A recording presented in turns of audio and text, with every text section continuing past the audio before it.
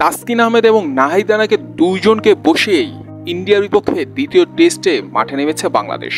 আর এই দুজনের জায়গায় নেওয়া হয়েছে খালেদ আহমেদ এবং তাইজুল ইসলাম। বাড়তি একজন স্পিনার নিয়ে বাংলাদেশ নেমেছে, কিন্তু সমস্যাটা বাড়তি স্পিনার নয়, সমস্যাটা হচ্ছে নাহিদ রানা এবং তাসকিন আহমেদের মধ্যে দুজনের একজনকে অন্তত রাখা উচিত ছিল। কেননা খালেদ আহমেদ এবং হাসান মাহমুদ একই ধাঁচের বলার। হাসান মাহমুদের বলে কারিশমা থাকলেও খালেদ আহমেদের বলে কিছুই নেই। তো যার কারণে নাহিদ রানার মতো বা তাসকিন আহমেদের মতো ফাস্ট বলার প্রয়োজন ছিল বাংলাদেশের।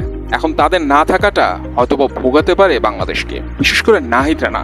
এই নাহিদ রানার বিপক্ষেই ইন্ডিয়ান ব্যাটসম্যানরা স্ট্রাগল করেছিল প্রথম টেস্টে, কিন্তু তারপরও নাহিদ রানাকে কেন বসিয়ে দেওয়া হলো?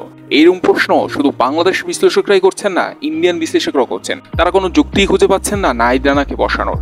বলেছেন যে যেই নাহিদ রানার বলে ইন্ডিয়ান ব্যাটাররা স্ট্রাগল করেছেন, সেই নাহিদ রানাকেই কেন বসালো বাংলাদেশ? এখন এই প্রশ্নের উত্তর তো একমাত্র ক্যাপ্টেন শান্ত বা কোচ হাতুড়ি সিংই দিতে পারবেন।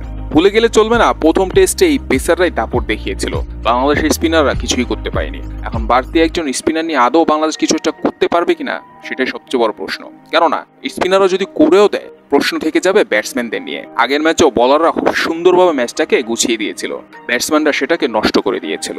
তো এই ম্যাচে কি হবে সেটা তো সময় বলে দিবে। নাহিদ রানা না থাকাটা কি বাংলাদেশকে ভোগাবে, সেটাও সময় বলে দিবে।